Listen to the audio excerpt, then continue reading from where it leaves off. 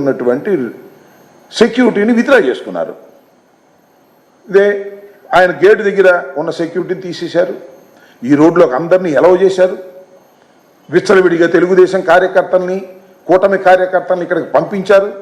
పంపించి ఈ గేటు దగ్గర గొడవలు చేయించారు. అపాస్పాలు చేయాలనే ప్రయత్నం చేశారు. అన్యాయంగా ప్రవర్తించేటటువంటి ప్రయత్నం చేశారు. ఇవన్నీ మీడియాలో ప్రసారం చేశారు. ప్రసారం చేసి జగన్మోహన్ రెడ్డి గారిని పలుచన చేయాలనేటువంటి ఒక ప్రయత్నాన్ని చేస్తున్నారు.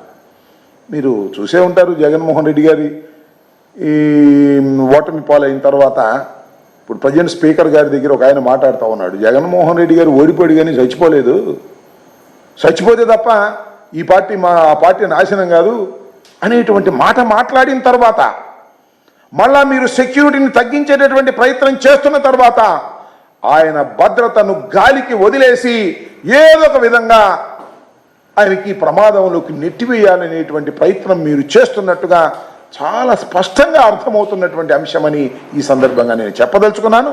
దానికోసమే మేము న్యాయస్థానాన్ని ఆశ్రయించవలసినటువంటి అవసరం వచ్చిందని కూడా ఈ సందర్భంగా నేను చెప్తున్నాను.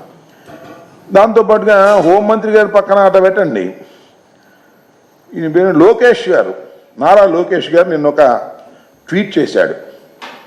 Z+ భద్రత ఉన్నా ఇంకా ఆ భద్రత అభద్రత ఎందుకు జగన్?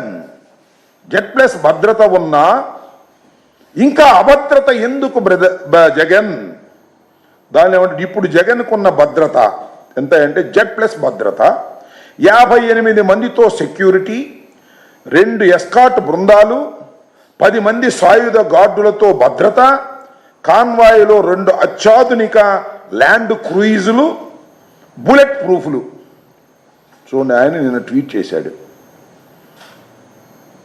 నేను అడుగుతా ఉన్నా, చంద్రబాబు నాయుడు గారు కుమారులు మీరు, మంత్రివర్గంలో సభ్యులు మీరు, ఎందుకని ఇన్ని పచ్చి అబద్ధాలు ఆడతారు? ఇది ధర్మమేనా? లోకేష్ గారు, మీకు ఇంకా బుర్ర వికసించినట్టుగా అనిపిస్తుంది. నిక్కర్లు వేసుకుని గోళీకాయలు ఆడుకునే పద్ధతుల్లో మీరు మాట్లాడుతున్నారు.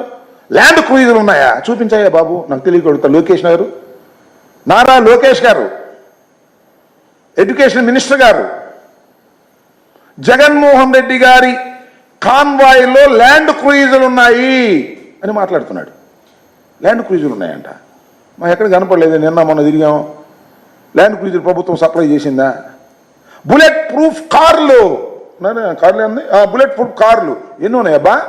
బుల్లెట్ ప్రూఫ్ కార్లు అంటే బహువచనం వాడావు కదా. ఒక్క బుల్లెట్ ప్రూఫ్ కారు ఇచ్చారు. అది కూడా లోపభూయిష్టమైనటువంటి కారు. షెడ్లో ఉండి బాగు చేయకోకుండా పంపించారు. మొదటి రోజున ఆయనతో పాటు నేను కూడా ప్రయాణం చేశాను. వినుకొండ వెళ్ళేటప్పుడు ఇక్కడ ఇంటి దగ్గర ఆ bullet proof car ఎక్కాం, safari.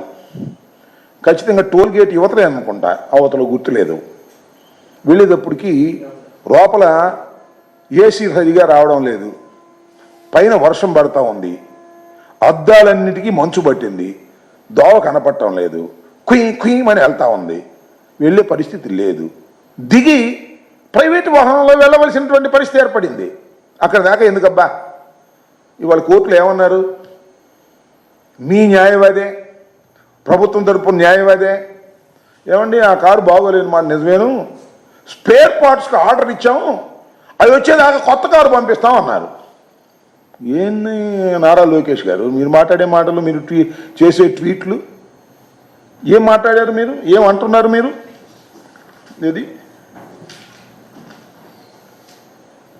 Bullet proof కార్లు అంట. ఎందుకండి ఇంత పచ్చి అసత్యాలను ప్రచారం చేసేటటువంటి ప్రయత్నం మీరు చేయటం చాలా దురదృష్టకరమని మనవి చేస్తున్నా. అలాగే ల్యాండ్ క్రూయిజులు అన్నారు. 10 మంది సాయుధ గార్డులతో భద్రత. అయ్యా, 10 మంది సాయుధ గార్డులతో భద్రత జగన్మోహన్ రెడ్డి గారు ఎమ్మట ఉండేది ఇద్దరు, 10 మంది కాదు. మీరు కేటాయిస్తే కేటాయించుండవచ్చు, వాళ్ళందరూ గార్డులు చుట్టుపక్కల ఉంటారు, ఇంటి చుట్టూరా. ఆయన వెంట ఎక్కడికన్నా వెళితే 2 మాత్రమే సెక్యూరిటీ ఆఫీసర్స్ ఉంటారు. మీరు ఏర్పాటు చేసినటువంటి విధానం అది. ఈ విషయాన్ని మీరు గమనించాలని మనం. మీకైతే మాత్రం చాలా భద్రత కావాలి. జగన్మోహన్ రెడ్డి గారికి అయితే మాత్రం భద్రత అవసరం లేదు అనేటువంటి పద్ధతుల్లో మీరు వ్యవహరిస్తున్నారు. నేను ఒకటి మనవి చేస్తా, చంద్రబాబు నాయుడు గారు